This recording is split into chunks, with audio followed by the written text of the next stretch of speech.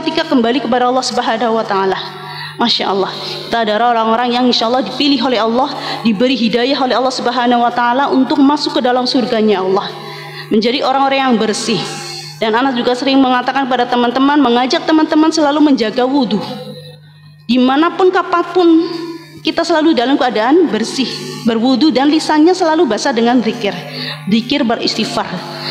Gitu. Bagaimana caranya mengamalkan istighfar, Ustazah? Tadi ada yang tanya di majelis zikir sore, ada yang tanya, Ustazah bolehkah istighfar tidak sampai 10, tidak sampai 1000, atau cuma 50, atau cuma 10? Boleh nggak kira-kira?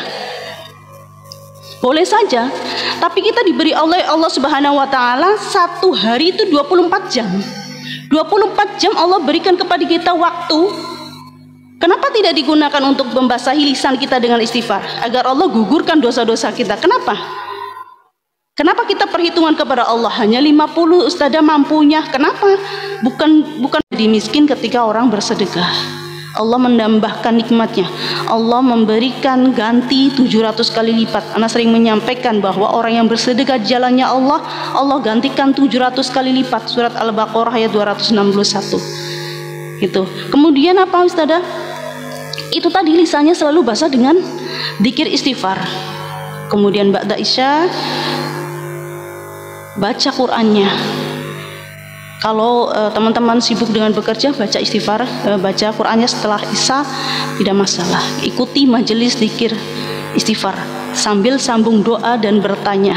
Insya Allah doanya orang lain, ketika doa kita belum dijawab oleh Allah, doa orang lain yang akan dijawab oleh Allah atas kita. Kita meminta doa, Mbak doakan saya ya, saya lulus ujian. Mbak doakan saya ya, saya selamat sampai tujuan. Ketika Mbak itu ikhlas mendoakan antum, Allah mengabulkan doanya Mbak ini atas antum. Jadi antum diselamatkan. Begitu teman-teman yang dimuliakan oleh Allah Subhanahu wa taala, Ustazah, segala kesusahan dan rezeki dari arah yang tadi sangka-sangka. Hadis riwayatnya Abu Daud dan Ibnu Majah. Subhanallah, jadi istighfar adalah solusi universal apapun masalah kita. Masalah hutang, masalah sakit, masalah kesedihan, rezeki yang seret, hati yang sempit, semua ada jalan keluarnya dengan istighfar. Itu ya. Jadi ada kisahnya dalam seorang ulama besar, Hasan Al-Basri kalau tidak salah ya, kalau anak salah diingatkan.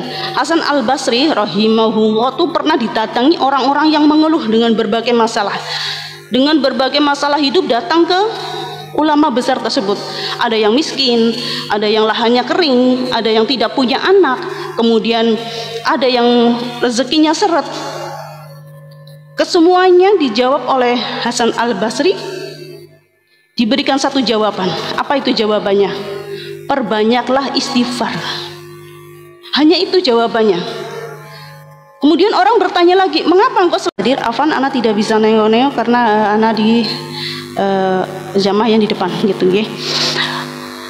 Jamaah rahimakumullah yang insya Allah dimuliakan oleh Allah Subhanahu wa taala, ana akan menjelaskan tentang amalan zikir, mustajabnya zikir istighfar. Kenapa Ustazah tidak kebanyakan kan sholawat tiap hari, kalau Ustazah istighfar sendiri kayak gitu? Insya Allah ana jawab hari ini. Jamaah rahimakumullah, hidup kita tidak lepas dari dosa. Setiap hari kita berbuat salah, sadar atau tidak, kadang dengan lisan yang menyakiti, kadang dengan hati yang iri, kadang dengan mata yang memandang haram, dan kadang dengan kaki yang melangkah ke tempat maksiat.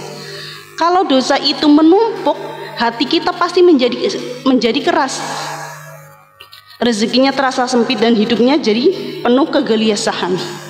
Padahal Rasulullah Shallallahu Alaihi Wasallam yang maksum, yang dijaga oleh Allah Subhanahu Wa Taala dari dosa-dosa, beliau saja beristighfar lebih dari 70 kali dalam sehari, dan anak-anakmu, serta mengadakan kebun-kebun yang untukmu, mengadakan sungai-sungai untukmu.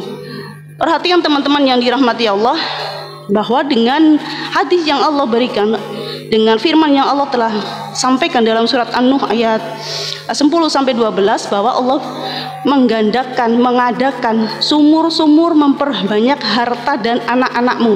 Itu artinya bagaimana? Perhatikan teman-teman yang dirahmati oleh Allah Subhanahu wa taala, bahwa istighfar tidak hanya menghapus dosa. Jadi, tapi juga mendatangkan keberkahan dunia. Hujan yang menumbuhkan hasil bumi. Misalkan Allah menyatakan menurunkan hujan. Dengan hujan menghasilkan hasil bumi, kemudian harta yang melimpah, keturunan yang baik, kebun dan sungai yang indah. Dalam surat Hud ayat 3 Allah berjanji, beristighfarlah kepada Tuhanmu, kemudian bertobatlah kepadanya. Niscaya Dia akan memberi kenikmatan yang baik kepadamu sampai waktu yang ditentukan. Jadi maknanya apa? Bahwa kita harus bersabar.